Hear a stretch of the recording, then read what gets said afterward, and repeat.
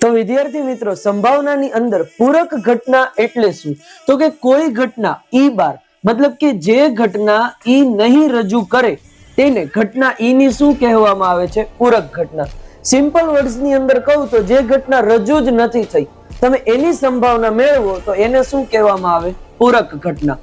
ઈ અને ઈ બાર એકબીજાની પૂરક ઘટના છે. હવે તમે ઈ બાર વડે પણ લખી શકો પૂરક ઘટનાને, કાં તો ઈ ડેશ વડે પણ લખી શકો. તમને એક એક્ઝામ્પલ આપું. જેમ કે અહીંયા સંભાવના હોય કે વરસાદ આવે એની સંભાવના 80% છે, અને બીજું એમ કીધું હોય કે વરસાદ ન આવે તેની સંભાવના કેટલી? 20%. હવે માનો કે આમાંથી કોઈ એક ઘટના રજૂ થઈ ગઈ, જેમ કે આ ઘટના રજૂ થઈ ગઈ છે, વરસાદ આવી ગયો, તો હું આને કહી દઈશ P of E. હવે આ ઘટના જે છે કે વરસાદ નહીં આવે એ તો રજૂ થઈ જ નથી, કારણ કે એના વિરુદ્ધમાં વરસાદ આવી ગયો છે. તો આને શું કહેવામાં આવે છે? તો કે ઈ ની પૂરક ઘટના કહેવામાં આવે. શું કહેવામાં આવે? ઈ ની પૂરક ઘટના. હવે અહીંયા ધ્યાન આપો, પૂરક ઘટના માટેનું સૂત્ર છે P of E plus P of E bar is equal to 1. મતલબ બંને ઘટનાનો તમે સરવાળો કરો તો એ કેટલો આવશે? 1 આવશે. અહીંયાથી બીજું સૂત્ર પણ બનાવી શકો. જેમ કે તમારે P of E મેળવવું છે તો P of E બાર ને અહીંયા મોકલો. તો અહીંયા P of E બાર કેવા હતા? પ્લસ હતા. તો જ્યારે તમે P of E ને સૂત્રનો કરતા બનાવશો ત્યારે P of E બાર કેવા થઈ જશે? માઇનસ.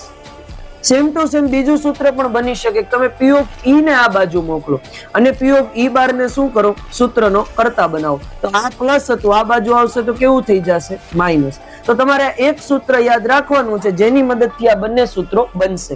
બીજું, જો કોઈ એક ઘટના A એની સંભાવના P of A હોય તો P of A bar less than P of A. મતલબ એવું જરૂરી નથી કે પૂરક ઘટનાની સંભાવના મૂળ ઘટનાની સંભાવના કરતા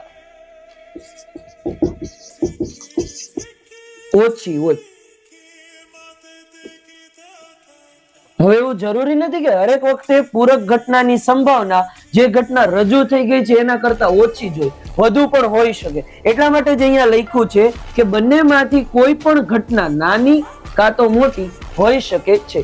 જો તમને લોકોને આ વિડીયો પસંદ આવ્યો હોય તો તમારા મિત્રોની સાથે શેર કરો જે 10મા ધોરણની અંદર ભણતા હોય, અને અમારા વિડીયોને લાઈક કરો અને ચેનલને સબસ્ક્રાઇબ કરો. તો મળીએ નેક્સ્ટ વિડીયોમાં. ત્યાં સુધી સ્ટે ટ્યુન્ડ.